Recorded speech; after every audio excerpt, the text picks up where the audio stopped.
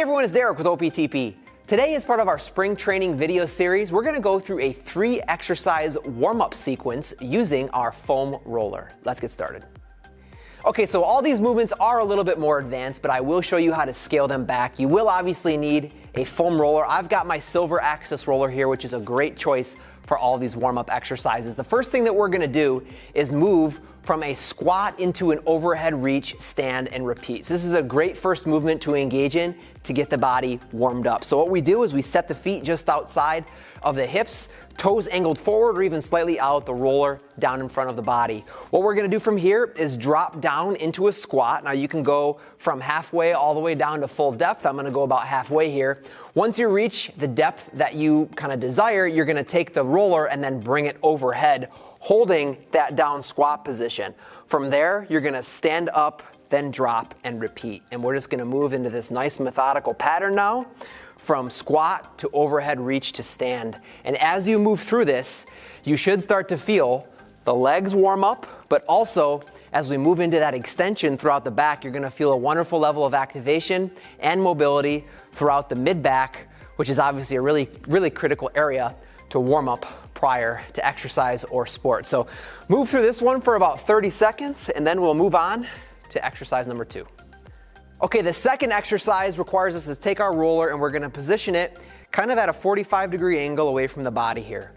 And we're really gonna get the hips warmed up here, but also this exercise is great to work for stability across the pelvis and the low back. So the roller is gonna be positioned to about at arm's length. You can even have it a little bit closer to start here. In fact, the closer you bring the roller to your body, the easier the exercise will be. So that would kind of be our regression here. Another regression would be to find an object a little shorter than a foam roller. And that would also be absolutely true if you're an individual with shorter limbs as well. So from here, all I'm gonna do is position the hands on the hips, so I'm especially mindful of the position of my pelvis here. The idea is going to be to shift up onto a single leg balance, move into hip flexion, and then bring that leg up and over the roller while trying to maintain nice and stable through the hips. And we'll just move through this about 10 times, really opening up those hips, doing our best to try to maintain a square position here, which is really tough as you can see, but doing our best to not lose control and rotate dramatically. And after we work through this for about 20 seconds, we would switch and do the other side. Now, I mentioned bringing the roller closer to the body if you want to make it easier or find a shorter object. Now, if you want to scale it up, we can bring the roller further away from the body and more out to the side. So now instead of keeping the knee flexed, we would move into more extension at the knee while trying to maintain stability. So I'd be here, I bring it up, out, and over. And this really fires up the glute medius now. The glute max requires all sorts of stability across the pelvis and the low back. So this is another great way to progress the exercise if you'd like. Again, 20 to 30 seconds here, really moving through, being mindful of the movement, and then we'll move on to warm-up exercise number 3. Okay, the third movement and the final movement is going to involve setting the roller vertically on top of one foot and then taking the same side hand and positioning it on top of the roller here. Now what we're gonna do before we even begin the exercise is understand the counter pressure that we want to take place as we're literally between the foot and hand trying to smash the roller, trying to compress it. So I'm pushing down with my hand and I'm pushing up with the foot.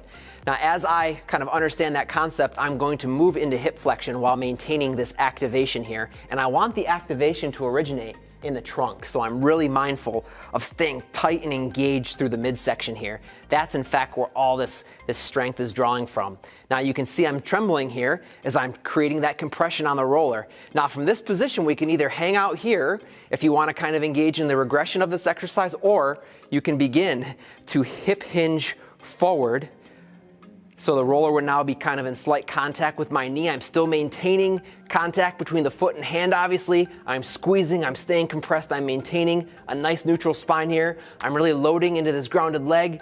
I'm bringing it back up and I'm staying really active here. And man, this is just a great exercise to get everything loose and warm. Now, if you'd like to involve the back side of the body a little bit more in this exercise, you can extend the knee right here, move back into extension to get those hips fired up more. Bring the knee back into flexion and then stand tall. So a couple ways to work through this one.